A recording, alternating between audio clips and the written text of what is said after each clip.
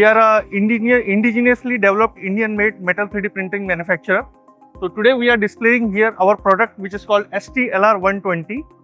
So this is a very compact and small size metal 3D printer which comes with a build volume of dia 120 by 175 mm. It comes with the technology, it works on the technology called laser powder bed fusion, where raw material will be in the powder form and the energy source will be a laser which will melt the powder as per the program generated with the help of software.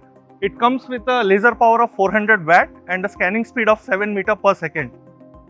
We have also multiple variant of different sizes, STLR 180 and STLR 400. This comes with a recoater lip where it will spread the powder in the layer, whatever the layer thickness we give. And here we are showcasing lot of case studies from aerospace, tooling, die and mold, and lot of the critical components from the patient specific medical implants. We are continuously developing the new technology. We have developed a lot of material powders.